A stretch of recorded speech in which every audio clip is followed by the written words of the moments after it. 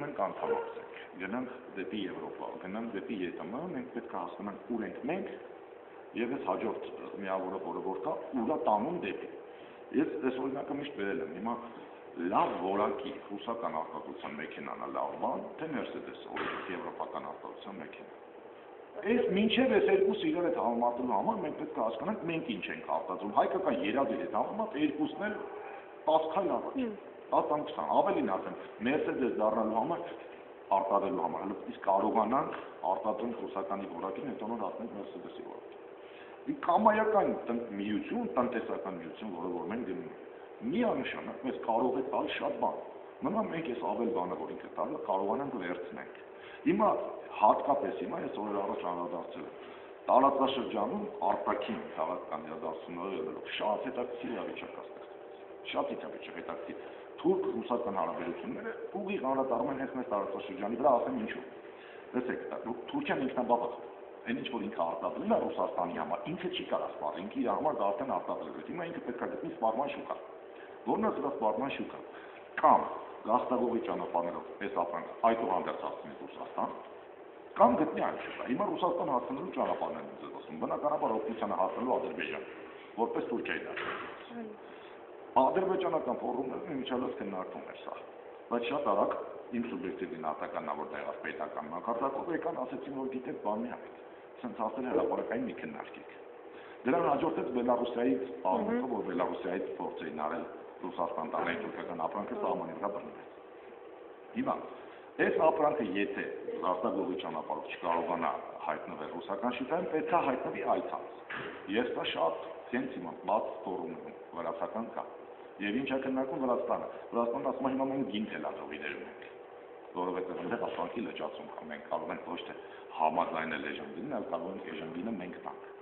Հիմա որքանով մեր համար է ամեն ինչը հետաքրքիր դառնում։ Նախ մեկ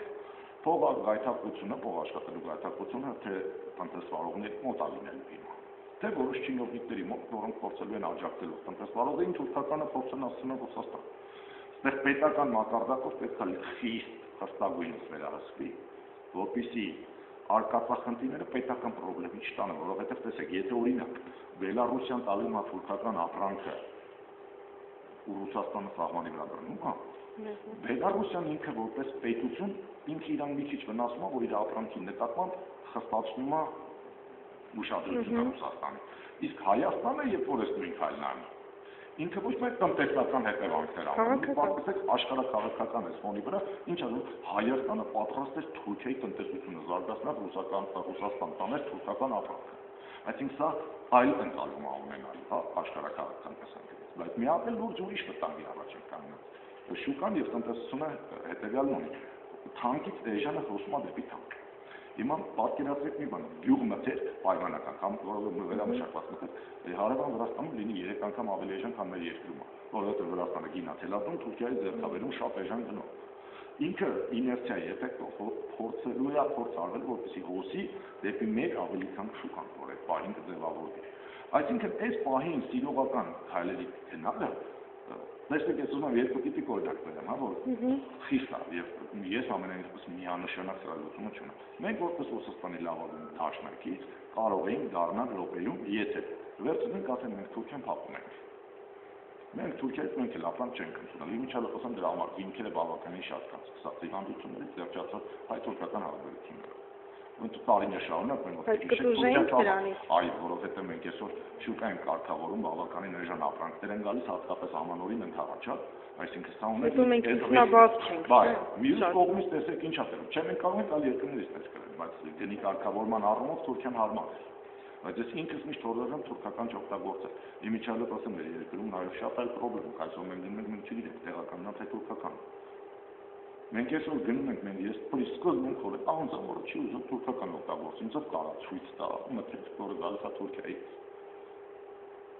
Այսինքն նա փորձեք տնտեսվարողներին, որոնք հայկական արտադրության ինչ-որ մթերք են արտադրում, վերարտադրում, մենք կարող չի բացառում, որ նրանց 20% կամ 50 կամ 70%-ը թուրքական հումք լինի։ Թուրքիայից բերում ենք դրոշ, Թուրքիայից բերում ենք կարակ, Թուրքիայից բերում ենք ալյուր պայմանական ու հայկական արտադրության թորթ ենք թուրքական հումքով։ Հիմա պետք է հասկանանք ինքնավելի շատ թուրքական է, թե ավելի շատ հայկական է։ Այսինքն այստեղ խնդիրները, որոնց համար էլ եմ կրկնում, շատ լուրջ նեղ մասնագիտական պրոֆեսիոնալ մոտեցում է պետք։ Իդեպ ասեմ, այս իմ թվարկած ամբողջ ցանկում ոչ բոլոր ուղղություններով ես ինքս ինձ կվերապահեմ կարծիք հայտնել կամ քննարկեմ, ես գլոբալ որպես խնդրեմ եմ ընկալում, բայց այս խնդրի լուծման համար հնարավոր է որ լինեն նեղ օղակներ, որտեղ իմ կրթությունը եւ իմ գիտելիքները չբավարարեն։ Բայց մեր մոտ ցավոք սրտի մեր չինովնիկների մոտ ովքեր ուղղակի մի մասն անգամ տառաճանաչ չի։ Այդ կարծիք հայտնելու եւ լուծում առաջարկելու մոլուցքը հասել է այնպիսի մակարդակի, որ մենք այսօր որպես պետություն հայտնվում ենք այս վիճակում։ Ամբողջ խնդրի կանոնը դրանում կա հայկական ժողովրդական 5 խոսք, ասում հացը դուր հաց թութի, մի հաց էլ ավել տուր։ Ամեն մարդ պետք է զբաղվի իր գործով։ Այո, որ մենք սա կհասկանանք։ Այո, որ մենք կհասկանանք, որ կամայական պետական լուրջ պաշտոնյա պատրաստ է ինքը իր ոլորտի հարցերով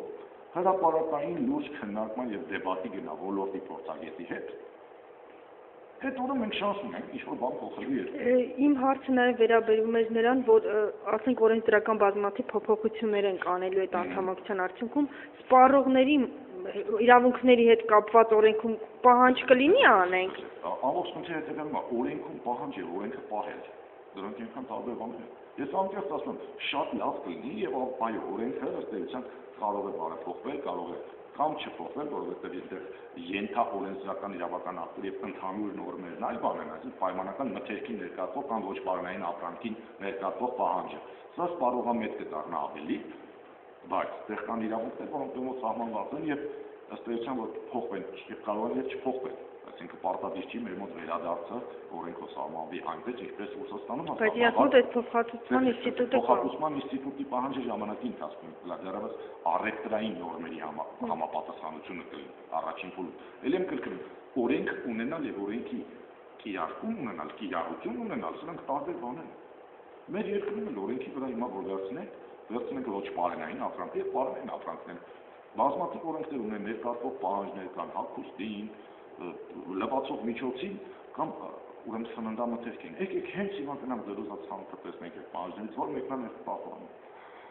Կամ սիգարետին։ Մենք այսօր ամբողջ պետական մակարդակով ծխելու դեմ պետքա պայքարենք։ Ծխախոտի ներկայացող պահանջներ կա, եկեք հələ գնանք նայենք տեսնենք որ պահանջն է պահվում։ Այսինքն պետությունն ինքը չի վերահսկում, բայց պրոպագանդումա որ չծխենք։